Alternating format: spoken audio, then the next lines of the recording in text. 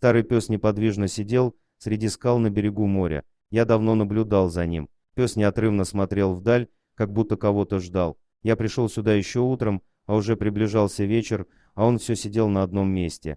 Я развернул пакет с едой и понес ему бутерброд. Пес неохотно повернул в мою сторону голову, но с места не тронулся. Я подошел поближе и протянул ему мое угощение.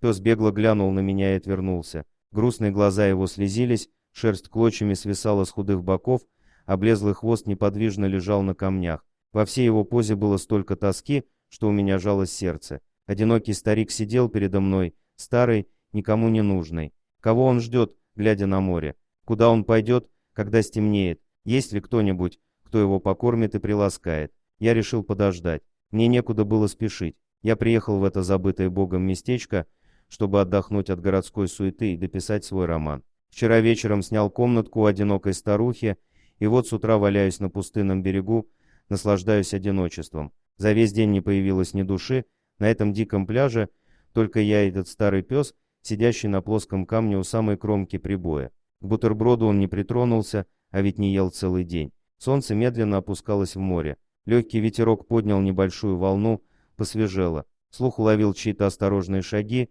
я увидел свою хозяйку. Она медленно спускалась по тропинке к пляжу. Меня она не видела за большим камнем и шла к собаке, что-то тихонько говоря и ласковым голосом. Пес встал и легонько пошевелил хвостом. Женщина подошла к нему и потрепала его по голове.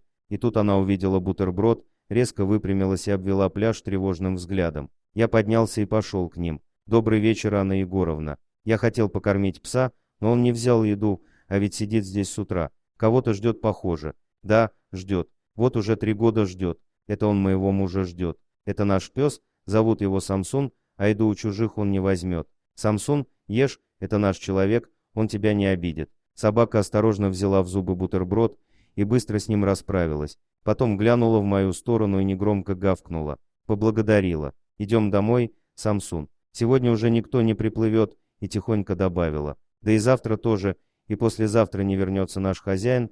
Жди, не жди. Идем». Мы медленно поднимались по крутой тропинке, и Анна Егоровна рассказывала свою горькую историю. В тот день ее муж Степан Ильич с соседскими парнями, как всегда, собирались на рыбалку. Все было, как обычно, но вот Самсун вел себя странно, он нервно лаял, вертелся под ногами, всем мешал, и Степан на него прикрикнул, чего обычно никогда не делал. Пес отошел в сторону и жалобно завыл, если бы знать, что пес чуял беду и предупреждал рыбаков о ней. И беда пришла. Уже в полдень неожиданно поднялся сильный ветер, небо потемнело, загрохотал гром и хлынул ливень. Разверзлись хляби небесные. Буря бушевала всю ночь. Рыбаки не вернулись. Видать, погибли. Вот Самсун и ждет их до сих пор. Ни одного дня не пропустил. Он бы и ночью сидел на берегу, но Анна Егоровна каждый вечер идет на берег и приводит собаку домой. Только ее и слушается, а то бы с голоду подох на пляже. А он уже старый пес, пора ему на покой, но он ждет хозяина,